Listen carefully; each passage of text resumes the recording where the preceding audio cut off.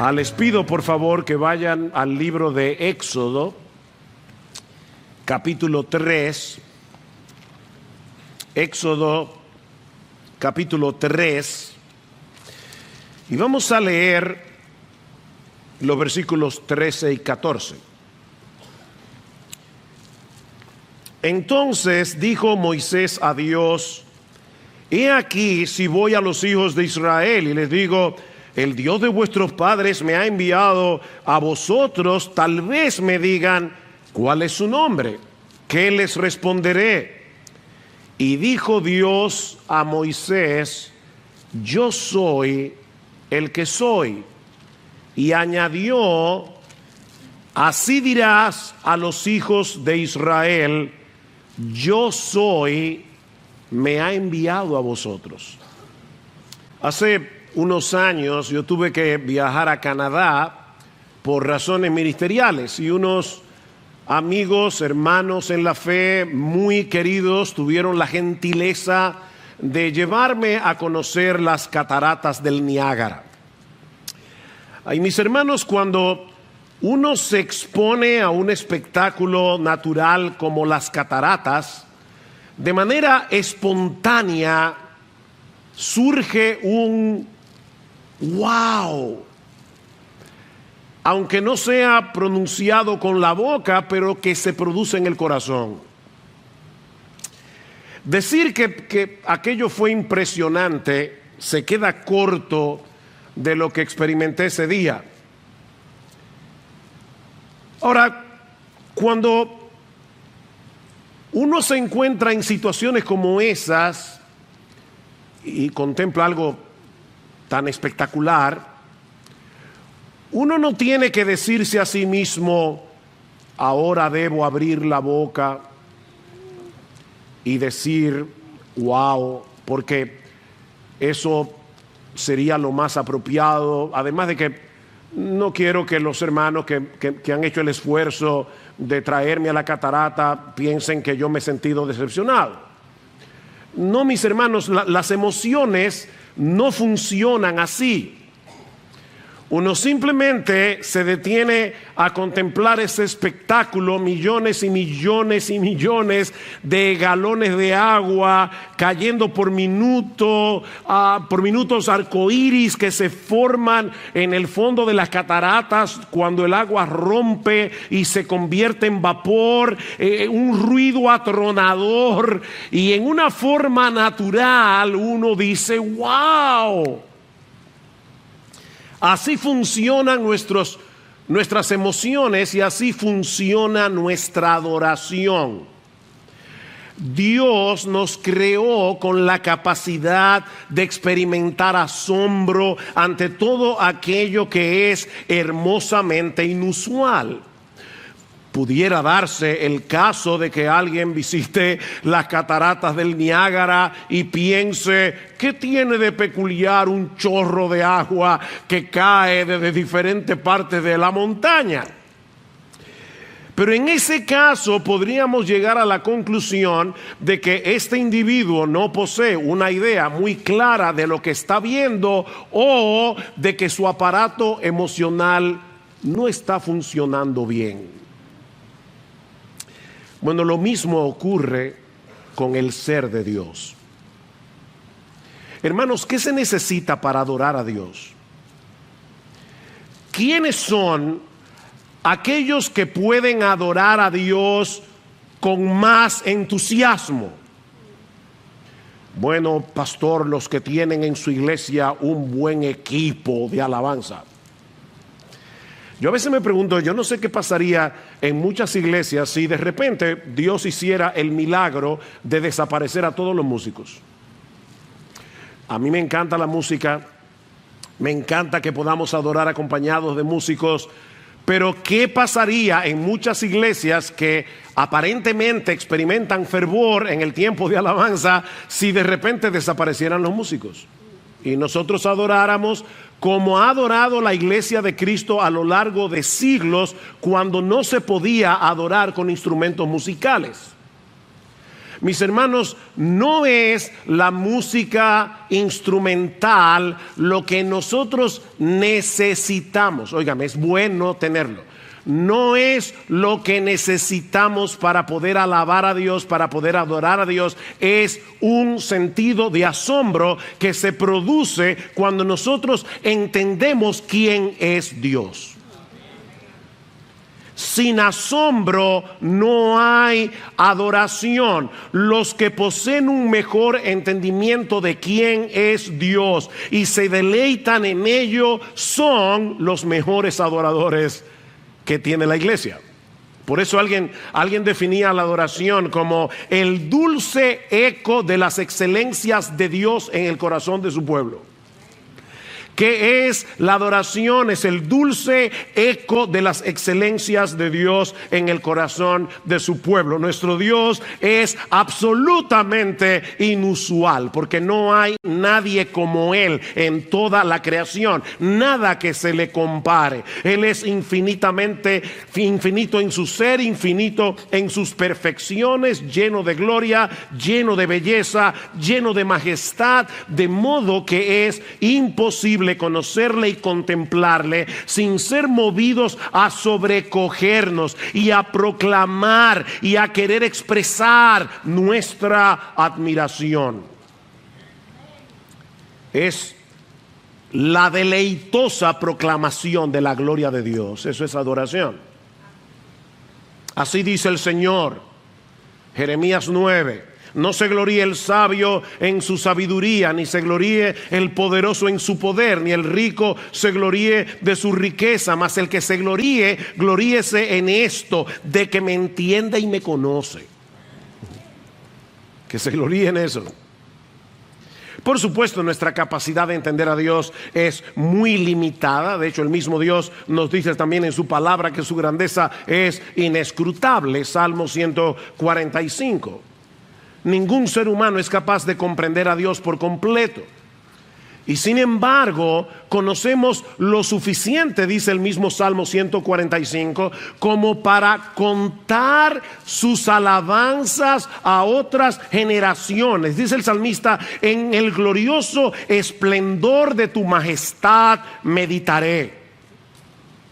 Y lo que yo espero que suceda en esta mañana, mis hermanos, lo que Él está adorando al Señor es que el Espíritu Santo tome su palabra predicada y aumente nuestra capacidad de asombro al considerar la doctrina de la simplicidad de Dios. Como parte de la serie que ya el pastor Salvador inició hace unos domingos atrás acerca de los atributos de Dios. Dios es simple.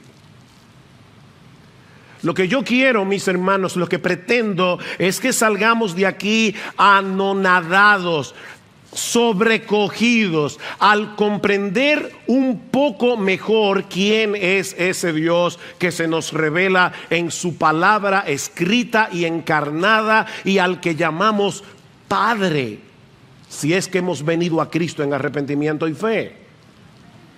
Que nuestra capacidad waosística sea aún mayor al final de este mensaje. La simplicidad de Dios. Ese es uno de esos atributos que la iglesia de Cristo ha confesado a lo largo de los siglos, pero del que tristemente no se habla mucho en estos días en las iglesias, o incluso se ignora por completo. Es muy probable que muchos creyentes nunca en su vida hayan escuchado hablar de la simplicidad de Dios. Y que incluso algunos se sientan extrañados al escuchar que Dios es simple. No solo extrañados, ofendidos posiblemente con la declaración de que Dios no es un ser complejo. Dios es simple. Por eso me adelanto a decir que al afirmar la simplicidad de Dios, y créanme hermanos, yo voy a hacer todo lo que esté a mi alcance, ¿verdad?, para que esto se pueda comprender. Pero al afirmar la simplicidad de Dios, no estamos diciendo que Dios sea simplista. Hay una diferencia abismal entre una cosa y otra. Por ejemplo, el libro de Proverbios nos advierte que no podemos ser simples, ¿verdad? Una persona simple es una persona que no posee la capacidad ni la sabiduría necesaria para lidiar con asuntos complicados y para tomar buenas decisiones éticas, buenas decisiones morales. No podemos ser simples en ese sentido. Pero decir de Dios que Él no tiene esa capacidad sería un insulto. Entonces, ¿a qué nos referimos al hablar de la simplicidad de Dios? Bueno, veamos en primer lugar la simplicidad de Dios explicada, para luego ver la relevancia que tiene entender esto, la simplicidad de Dios aplicada. La simplicidad de Dios explicada. Al decir que Dios es simple, lo que estamos afirmando es que Él no está compuesto de partes. O para decirlo de otra manera, que todo lo que hay en Dios es Dios. No hay nada en Dios que no sea Dios. En ese sentido, Dios es completamente distinto a todas las criaturas que existen en el universo, porque todas las cosas que existen están compuestas de partes. Y precisamente por eso requirieron de alguien que ensamblara cada parte, la colocara en su lugar para que esa cosa sea esa cosa y funcione como esa cosa.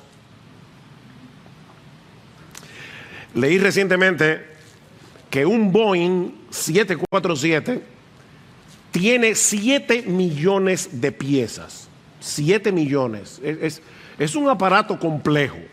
Y si una de esas piezas, por pequeña que sea, se daña, puede ser que el avión no pueda volar. De hecho, cuando estábamos ahora, hace poco, en la conferencia de Mujer Verdadera en la ciudad de Guadalajara, no pudimos volar el día que estaba pautado porque el avión tenía una pieza dañada y esa pieza no llegó a tiempo para que nosotros pudiéramos irnos en ese mismo día. Una pieza pequeña puede hacer que un avión no despegue de la pista. Pero Dios nunca tiene que cancelar nada. A Él no le sucede eso, porque todo lo que hay en Dios es Dios. Por eso Él no depende de nada ni de nadie para ser quien Él es. A lo largo de los siglos los teólogos lo han expresado de esta manera: todo lo que está en Dios es Dios. Así que todo lo que Él necesita para ser quien Él es Él mismo. Todo lo que Dios necesita para ser Dios es Él. Pensemos en este pasaje, Éxodo 3, la zarza ardiente, del que ya de hecho Salvador hizo referencia cuando habló de la autoexistencia de Dios. Moisés está en el monte Horeb pastoreando las ovejas de su suegro cuando se encuentra con una zarza que ardía en fuego, pero que no se consumía. Y entonces dijo Moisés: me acercaré ahora para ver esta maravilla. ¿Por qué la zarza no se quema? Ahora, Moisés obviamente no era un experto en química, pero él sabía por experiencia que para que haya fuego se necesita un material combustible, o sea, un material que pueda arder. Así que lo que resultaba sorprendente y maravilloso para él era el hecho de que este fuego, que como vemos más adelante en el pasaje representaba a Dios, era solo fuego, todo fuego. No necesitaba la zarza, o sea, el fuego estaba ardiendo en la zarza, pero no dependía de la zarza para poder arder. Ese fuego no necesitaba de material combustible porque, como dice un comentarista, ardía por su propia energía. Se trataba de un fuego que no estaba compuesto de ninguna otra cosa que no fuera el fuego mismo.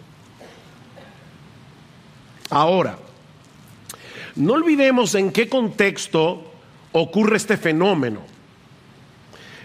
En ese momento Dios iba a comisionar a Moisés para que regresara a Egipto para libertar a su pueblo, y Moisés iba a comenzar a poner una serie de excusas porque él no quería hacerlo. Noten el versículo 11 del capítulo 3. Pero Moisés le dijo a Dios: ¿y quién soy yo para ir a Faraón y sacar a los hijos de Israel de Egipto? Capítulo 4 versículo 1. Y Moisés respondió: ¿y si no me quieren creer ni escuchan mi voz? Versículo 10. Entonces Moisés dijo al Señor: por favor, Señor, nunca he sido un hombre elocuente, envía a otro.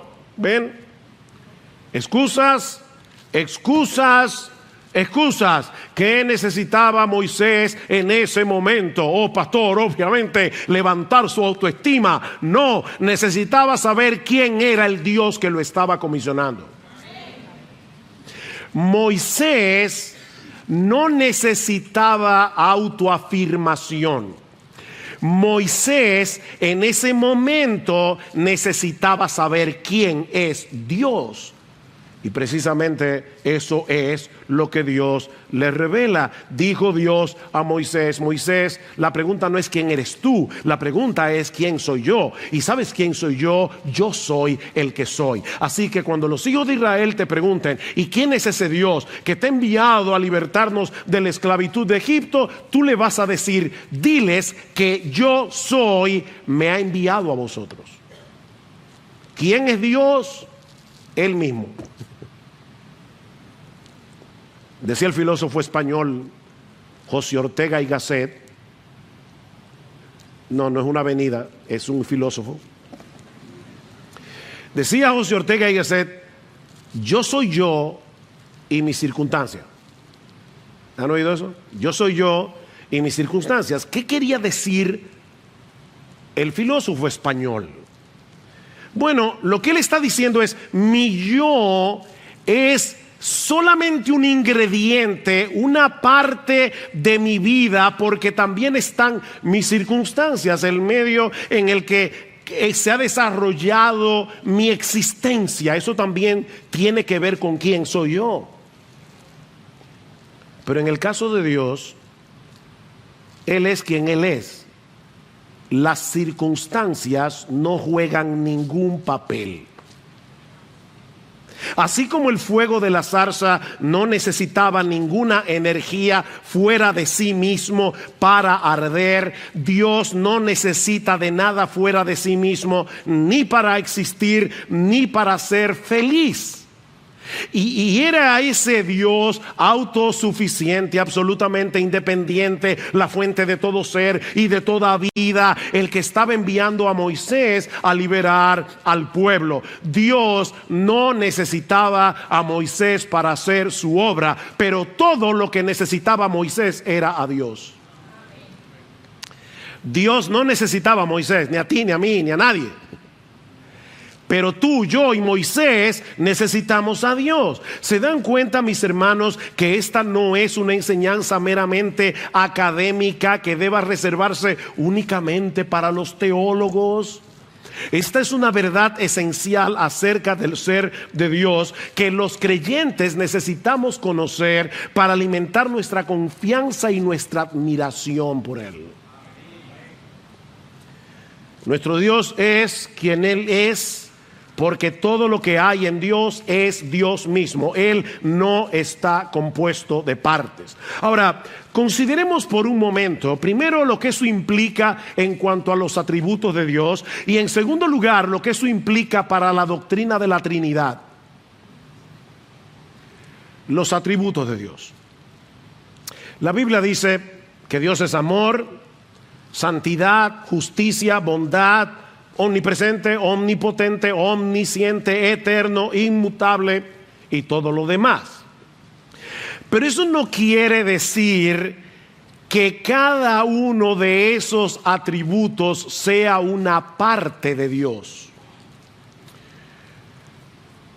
Como si Dios estuviera compuesto de un 30% de amor, 20% de santidad, 20% de justicia, 30% de poder.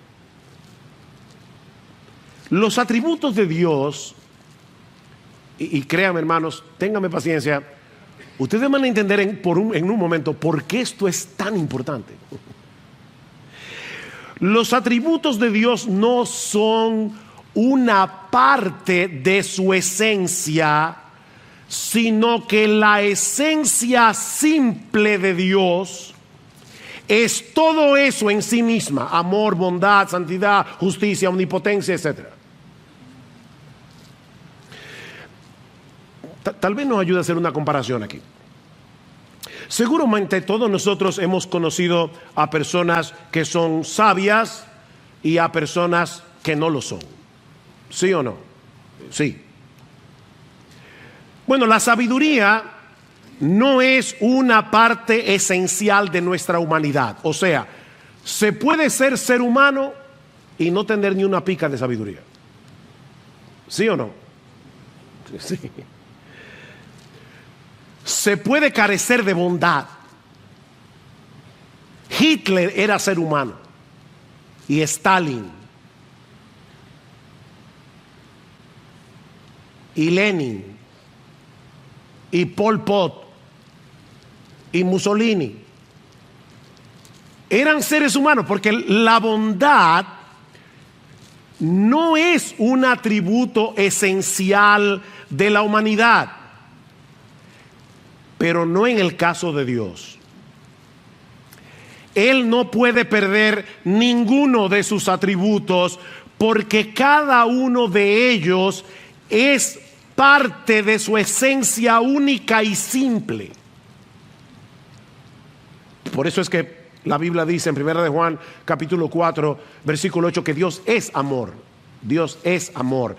No es que Dios tiene la capacidad de amar, no es que Dios ama, no, es que la naturaleza misma, la esencia misma de Dios es amor. El amor realmente es Dios, y Él ha dado al hombre la capacidad, por ser hechos a la imagen y semejanza del Señor, de poder amar relativamente, pero Él es absolutamente amor. Él es luz. No es que Él tiene santidad, es que Él es la santidad.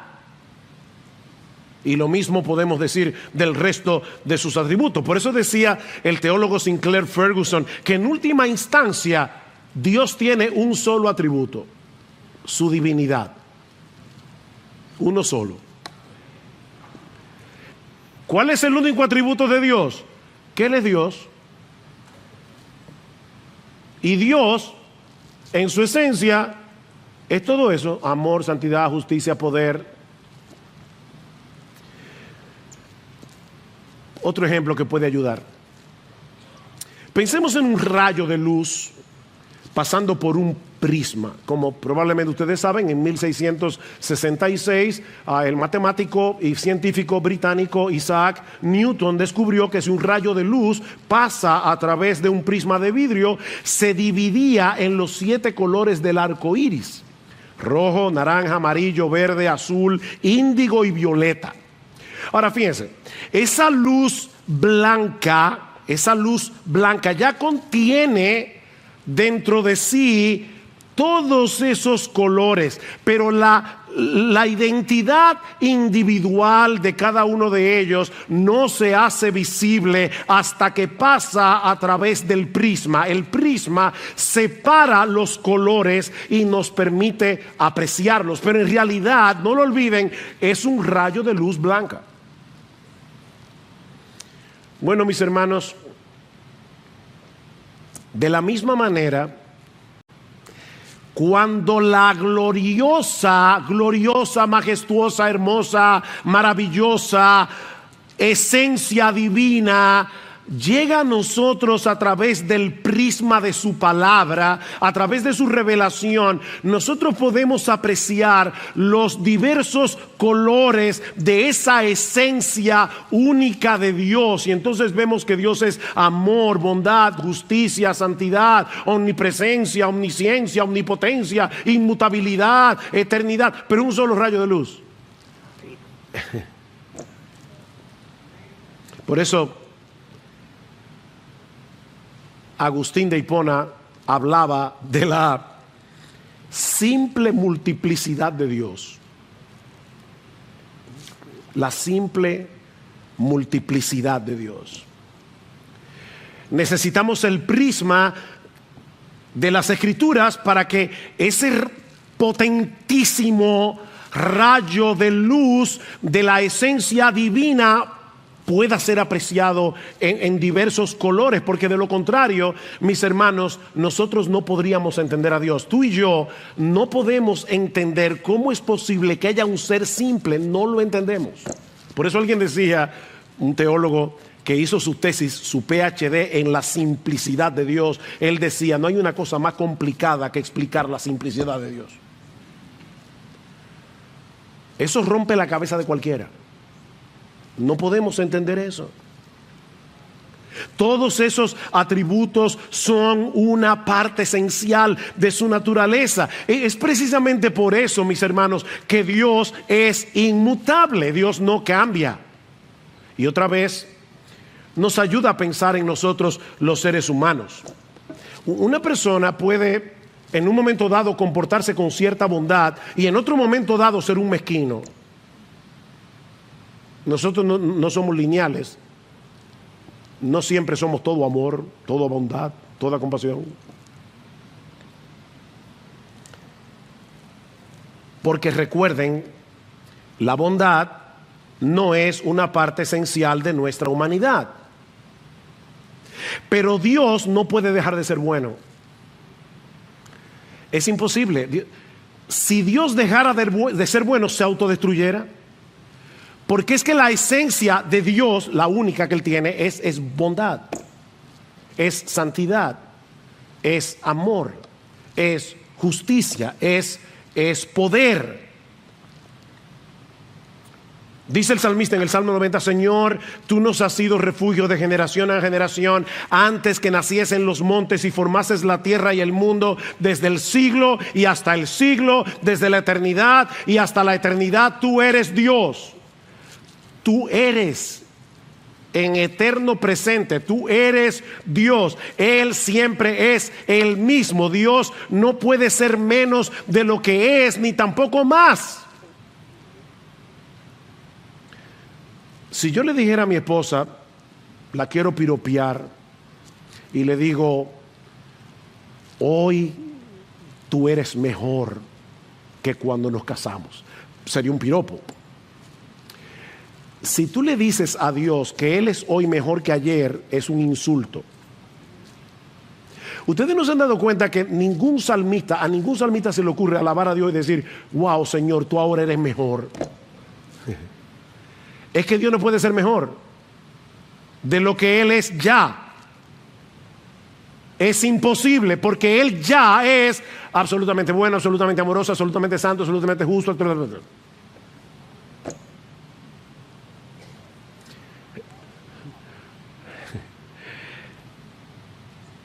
Dios no cambia porque es imposible que cambie. Es imposible, porque todo eso es su esencia. Pastor, ¿y qué de la Trinidad? ¿Cómo podemos congeniar la simplicidad de Dios con la Trinidad de Dios? Respuesta es precisamente porque Dios es simple que es trino. Dios no pudiera ser trino si no fuera simple.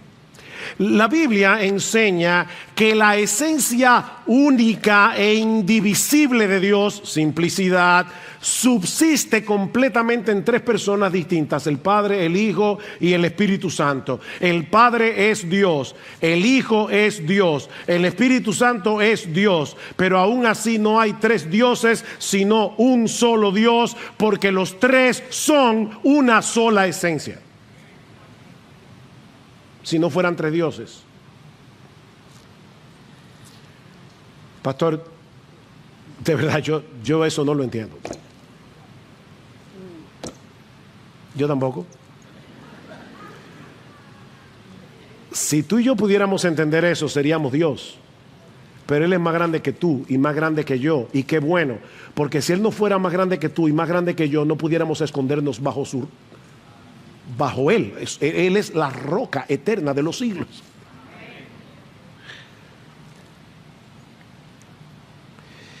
Jamás podremos entender con nuestra mente finita la Trinidad de Dios, pero esa es una verdad que Dios ha revelado en su palabra.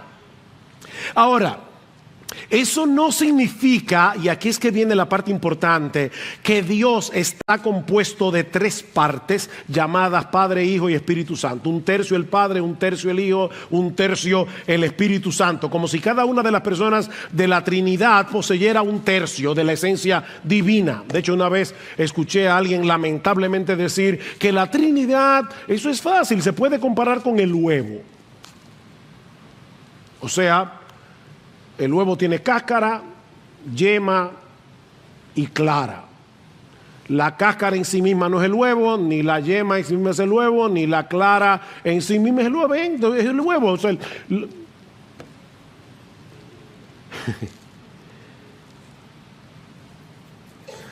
eso equivaldría a decir que cada persona de la Trinidad no es Dios en sí mismo. Es un tercio de Dios. Como si tuviéramos que sumar a las tres personas para tener la esencia completa de Dios. No, cuando hablamos de la Trinidad, lo que en realidad estamos diciendo es que cada una de las personas comparte igual y plenamente la esencia única y simple de la divinidad. Yo te dije que mi oración es asombrarte, que el Espíritu Santo te asombre. ¿De quién es Dios? No hay nada que se le compare. Nada. Deuteronomio 6:4, escucha Israel, el Señor es nuestro Dios, el Señor uno es. Sorprendentemente ese es uno de los textos favoritos de los musulmanes y de todos los que niegan la doctrina de la Trinidad. Pero lo que ese texto significa no es que Dios es una singularidad matemática, que hay una sola persona que se llama Dios, sino que como Dios es único, porque hay una sola esencia divina, Él y solo Él debe ser el objeto de nuestros afectos y de nuestra adoración. Por eso el texto sigue diciendo: el Señor nuestro Dios, el Señor uno es, y amarás al Señor tu Dios con todo tu corazón, con toda tu alma y con todas tus fuerzas. La devoción y la lealtad de nuestro corazón, de nuestra alma, no puede estar dividida porque existe un solo Dios. Eso es lo que significa Deuteronomio. Sin embargo, es interesante notar que la palabra hebrea que se traduce como uno en Deuteronomio capítulo 6, Jehová nuestro Dios, el Señor uno es. Esa es la misma palabra que aparece en Génesis capítulo 2, versículo 24, para decir que en el matrimonio un hombre y una mujer, dos personas, en el matrimonio vienen a ser una sola carne. ¿Ven? No es una singularidad matemática. Son dos personas que forman una sola carne. Bueno, en la Trinidad son tres personas que subsisten en la única y simple esencia de Dios. Así que Dios es uno y es tres, pero en dos sentidos diferentes. Él es uno en cuanto a su esencia, porque solo hay un Dios, no tres. Pero Él es tres con respecto a las personas, porque son el Padre, el Hijo y el Espíritu Santo. Repito, mis hermanos, eso es un misterio que no podemos comprender plenamente, pero es una doctrina revelada que debemos creer. Pastor, ¿y por qué eso es tan relevante? Bueno, ya hemos visto la doctrina de la simplicidad explicada. Vemos ahora la doctrina de la simplicidad aplicada. Y créame, tuve que debatirme en cuanto a cuántas aplicaciones traer. Voy a limitarme a 4. En primer lugar, porque nuestro Dios es un ser simple que no depende de nada ni de nadie para su existencia, para su felicidad. Podemos y debemos depender de Él en medio de cualquier necesidad y circunstancia. Nosotros somos muy débiles, somos muy necesitados. Cualquier cosa puede afectarnos de repente en una forma profunda y significativa, pero no a Dios. Nosotros necesitamos a Dios, tú necesitas a Dios, Él no necesita a nadie. Pero podemos confiar en Dios precisamente porque Él no necesita a nadie, porque Él es simple. Como ustedes saben, el viernes 12 de mayo, mi esposa y yo participamos de una celebración que fue muy importante, de mucho gozo para nosotros. Lo más lejos que yo tenía es que ese día terminaría en la emergencia de un hospital en Louisville, Kentucky, con un fuertísimo dolor de espalda. Esa fue la celebración. Reflexionando después acerca de este incidente, yo decía, Señor, de verdad yo quiero tratar de entender, yo no necesito entender, pero yo quisiera como entender por qué pasó esto, qué tú me quieres enseñar. Y varias cosas vinieron a mi mente en ese momento. Por un lado, que en este mundo caído definitivamente no existe la perfecta felicidad. No existe. Por otro lado, que siempre debo estar profundamente agradecido con mi Señor y mi Salvador cuando estaba en el momento más agudo del dolor, estaba privado del dolor. Yo solo podía pensar, mi Señor Jesucristo se hizo hombre y Él decidió tomar ese lugar, ese dolor que es infinitamente superior a este, para que yo fuera salvo. Y eso de verdad produjo mucha gratitud en medio del dolor. Por otro lado, pensé definitivamente, solo Dios puede ser nuestra completa satisfacción. Pero otra de las enseñanzas que yo saqué ese día es que solo Dios merece la gloria por todos nuestros logros, porque nosotros somos demasiado frágiles. Solo Dios merece la gloria, pero qué bueno, mis hermanos, que dependemos de un Dios absolutamente autónomo, un Dios que no necesita de nada ni de nadie fuera de sí mismo para ser quien Él es y para ser absolutamente feliz. Dice en Isaías capítulo 49, porque yo soy Dios y no hay otro Dios y nada hay semejante a mí, que anuncio lo por venir desde el principio y desde la antigüedad, lo que aún no era hecho, que digo, mi consejo permanecerá y haré todo lo que yo quiero. Ni tú ni yo podemos decir, yo voy a hacer lo que yo quiero. Porque una cosita minúscula que no se ve te puede postrar en una cama. Pero no a Dios. Podemos y debemos depender en todo de ese Dios, porque Él hace todas las cosas según el designio de su voluntad. Como dice en Efesios 1:11, su voluntad prevalecerá, mis hermanos, porque Él no necesita buscar nada fuera de sí mismo para hacer lo que Él se ha propuesto hacer. En segundo lugar, porque Dios es un ser simple, debemos vivir con la conciencia. Debemos vivir con la conciencia de que Él está plenamente presente en todo lugar con todos sus atributos. Es un ser simple. La semana que viene me toca predicar sobre la omnipresencia de Dios. Ahora les adelanto que lo que eso significa no es, niños, Cuando la Biblia dice que Dios es omnipresente, lo que eso significa no es que Dios es grandote, grandote, grandote, tan grandote que Él llena todo el espacio. No. Lo que eso significa es que todo Dios está en todo lugar al mismo tiempo. Porque Él es una sola esencia. Todo Dios está en todo lugar. Salmo 139, delante y detrás me rodeaste y sobre mí pusiste tu mano. Tal conocimiento es demasiado maravilloso para mí. Alto es, no lo puedo comprender. ¿A dónde me iré de tu espíritu y a dónde huiré de tu presencia? ¿Sabe lo que dice el texto hebreo? ¿A dónde huiré de tu cara? Dice el texto hebreo. Estamos todo el tiempo en la cara de Dios. Ahora mismo puede ser que una hormiga esté pasando por aquí debajo, atrás, y yo ni cuenta me estoy dando de eso, porque yo tengo que poner mi cara ahí para poder verlo. Pero nosotros estamos todo el tiempo en la cara de Dios, porque Él es un ser simple. Si subiera a los cielos, allí estás tú, todo tú. Y si en el Seol hiciere mi estrado, he aquí allí estás tú, todo tú.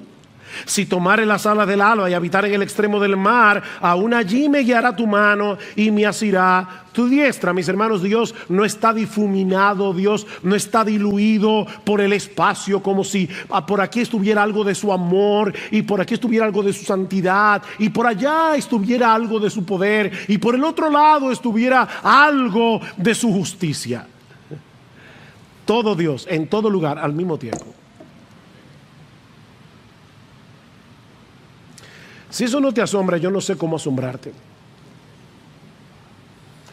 Dicen Joel Beeke y Paul Smalley, vivimos constantemente en la presencia del Dios infinito, eterno e inmutable, de sabiduría, poder, justicia y amor. Lo que eso quiere decir en la práctica es que debemos vivir en temor reverente, confianza y esperanza todo a la vez.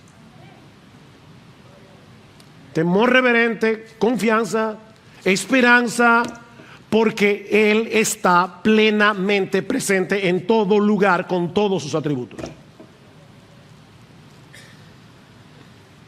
Mis hermanos, debemos suplicarle a Dios en oración que nos ayude a estar conscientes de esa realidad. Sobre todo cuando estamos inmersos en nuestra vida cotidiana. Nosotros podemos estar haciendo la cosa más trivial del mundo y aún la estamos haciendo en la cara misma de Dios. Como también podemos estar en una profunda aflicción y consolarnos con el hecho de que todo Dios está allí con nosotros en ese momento. En tercer lugar, porque nuestro Dios es un Dios simple, en dependencia del Espíritu Santo, debemos cultivar todas las virtudes que nos hacen semejantes a su carácter. Todas las virtudes. Dios no es más amoroso que santo, ni más santo que bondadoso, ni más compasivo que justo. Recuerden, es un rayo, un solo rayo, una única esencia, que es todo eso a la vez. Y Él nos hizo a su imagen y semejanza. Es verdad que el pecado distorsionó la semejanza de Dios en nosotros, pero Cristo vino a restaurar esa imagen, de manera que los cristianos no podemos darle más importancia a algún aspecto del carácter de Dios por encima del otro.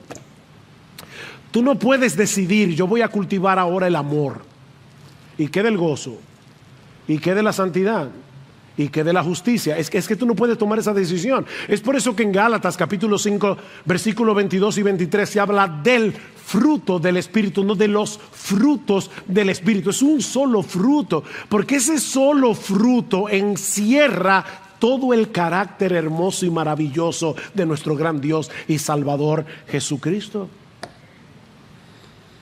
Así que nosotros debemos crecer en amor, gozo, paz, paciencia, benignidad, bondad, fe, mansedumbre, templanza, porque nosotros queremos parecernos cada vez más a ese Dios que es una sola esencia divina. Finalmente,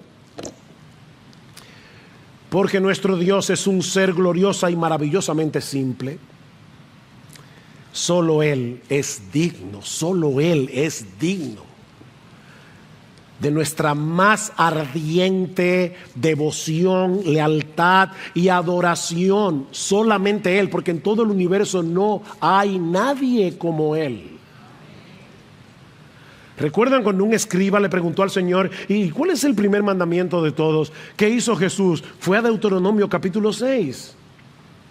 Y le dijo, el primer mandamiento de todo es este: oye Israel, el Señor nuestro Dios, el Señor uno es, y amarás al Señor tu Dios con todo tu corazón y con toda, porque un solo Dios, con toda tu alma, con toda tu mente, con todas tus fuerzas. Ese es el principal mandamiento. Si Dios es uno, si hay una sola esencia divina, no podemos tener nuestros afectos divididos.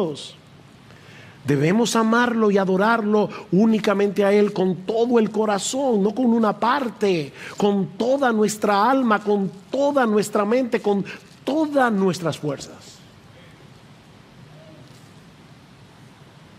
Es cierto que de este lado de la eternidad, mientras el pecado more en nosotros, adorar a Dios de ese modo es prácticamente imposible, es una lucha.